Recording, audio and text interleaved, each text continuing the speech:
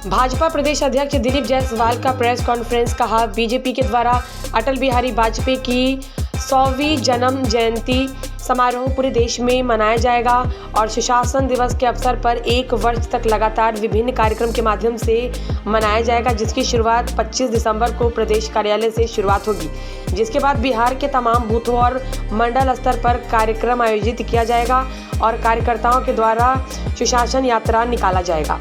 सभी जिलों में उनकी कृति और व्यक्तित्व पर प्रदर्शनी लगाई जाएगी और जोरावर सिंह और फतेह सिंह की जयंती 26 दिसंबर को वीर बाल दिवस के रूप में पूरे देश में मनाया जाएगा।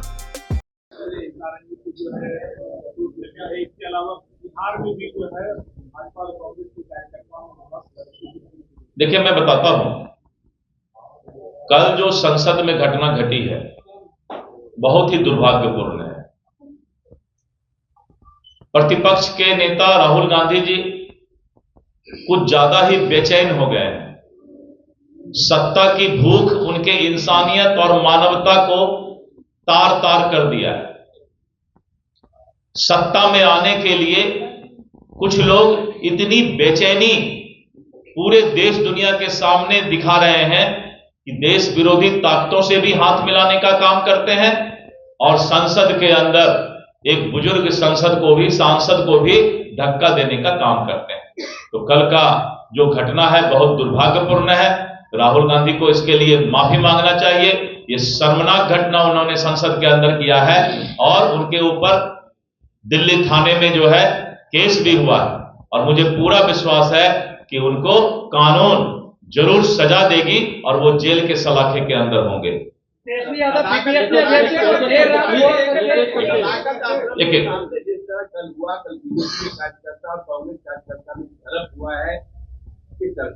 देखिए, भारतीय जनता पार्टी के युवा मोर्चा के कार्यकर्ता किसी को भी अपना विरोध जताने का हक है, तो हम लोग राहुल गांधी के खिलाफ विरोध जताने का काम शांतिपूर्ण तरीके से कर रहे हैं। लेकिन कुछ लोग जो सदाकत आश्रम के अंदर पहले से थे, वो लोग अपना वाहवाही लेने के लिए, पार्टी के नेता के बीच की वाहवाही लेने के लिए हमने बीजेपी के कार्यकर्ता को खदेड़ दिया, भगा दिया। होता है राजनीति में, कभी कभी वाहवाही लेने के लिए लोग अपने हाथ में कानून व्यवस्था भी ले लेते हैं। लेकिन हमने ये विरोध किया है और पूरे देश में राहुल गांधी ऐसे बेचैन आत्मा तो नहीं कह सकते अभी, तो राहुल गांधी ऐसे बेचैन नेता का जो है हम विरोध करते रहेंगे। फतेह सिंह के ऊपर जिंदा दीवार चुनवाने का काम किया और जब दीवार उनके ऊपर खड़ा किया जा रहा था, बाबा जोरावर सिंह और बाबा फतेह सिंह, तो जब दीवार छोटे भाई के सर के पास जल्दी आ गया क्योंकि छोटा भाई छोटे कद का था, तो बड़े भाई के आंख में आंसू आ गया। तो छोटे भाई ने कहा कि ओए भाई, तू रोता क्यों है? तू तो बहादुर है, मरने से डरता है। तो उन्होंने कहा कि भाई, मैं मरने से डर नहीं रहा हूं, मैं तो ये देख रहा हूं कि मैं बड़ा भाई था, मैं सब दिन तुमसे सब काम में आगे रहता था, लेकिन कद छोटा होने के चलते आज तेरी मौत पहले आ रही है, तू मुझसे मौत में जीत गया। ये इतनी बड़ी वीरता की कहानी और उस वीर बाल दिवस के रूप में हम 26 तारीख को पूरे देश में मनाने जा रहे हैं। बिहार में भी सभी जिला पर, सभी मंडल पर जो है उन दोनों बहादुर भाइयों की, गुरु गोविंद सिंह जी के पुत्र की ये कहानी पूरा दुनिया जाने कि किस तरह से मुगल शासन क्रूर तरीके से धर्म परिवर्तन के लिए सिखों के 10वें गुरु के 2 पुत्र को शहादत और उसको मौत की सजा देने का काम किया था। यह हमारी विरासत है, यह हम दुनिया के सामने बताना चाहते हैं और उस वीर बालक को हम सदा सुमन अर्पित करना चाहते हैं।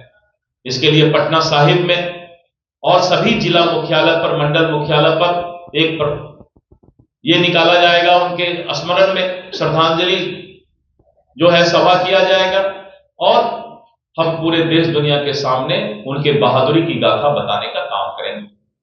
इसके साथ साथ भारतीय जनता पार्टी ने अभी करीब 200 से ज्यादा नए प्रखंड यानी मंडल का सांगठनिक मंडल का गठन किया है।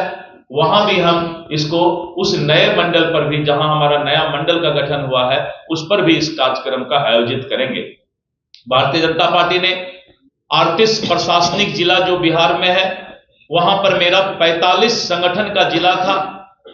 केंद्र के परिसीमन कमेटी के परमिशन के बाद, उनके सहमति के बाद, उनके अनुमोदन के बाद अब हमारा संगठन का 52 जिला होगा और 52 जिला में हम जो है इस कार्यक्रम को आगे मनाने का काम करेंगे। आज आप लोगों को इसी सूचना के लिए प्रेस वार्ता रखा गया था। आप सभी लोगों को बहुत बहुत धन्यवाद कि आप लोग समय पर आकर इस प्रेस वार्ता में शामिल हुए और समाज तक इस संदेश को पहुंचाने में आपकी अहम भूमिका रहेगी, इसके लिए मैं धन्यवाद देता हूं। नहीं, अगर कोई कोर्ट में मामला लंबित है और कोर्ट ने किसी तरह का डायरेक्शन दिया है, उस पर स्टे किया है, इंजेक्शन लगाया है, तो अगर स्टे या इंजेक्शन होगा तो उस पर कोई कार्रवाई राजस्व विभाग के अधिकारी नहीं कर सकते हैं। इस तरह के कुछ मामले बिहार में आए कि कोर्ट में मामला लंबित होने के बाद भी कुछ जगह इस तरह का काम कर दिया गया है, दाखिल खारिज किया गया है। हमने ऐसे अंचल अधिकारी और अन्य पदाधिकारियों पर कार्रवाई भी किया है, ये बहुत पहले की बात है।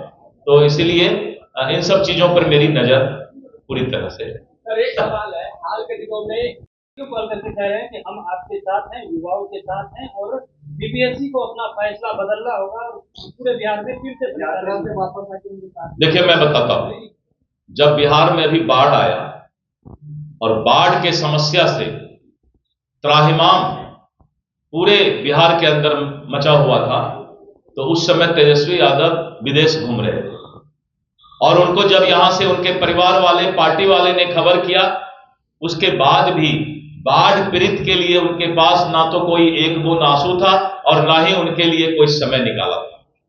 और आज भी वो वीडियो कॉल के ही नेता है। मैं उनके बारे में यही कह सकता हूं कि वो ट्विटर बॉय और वीडियो कॉल के नेता। अच्छा है कि देश के अंदर से ही वीडियो कॉल कर रहे हैं, पता नहीं कल किस दिन वो विदेश जाकर वीडियो कॉल करेंगे।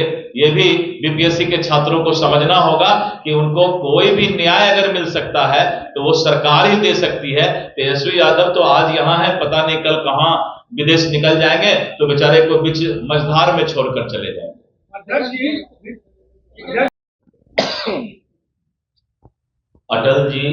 अटल बिहारी वाजपेयी जी के योगदान को पूरा देश कभी भूल नहीं सकता और अटल बिहारी वाजपेयी जी का ये 100वां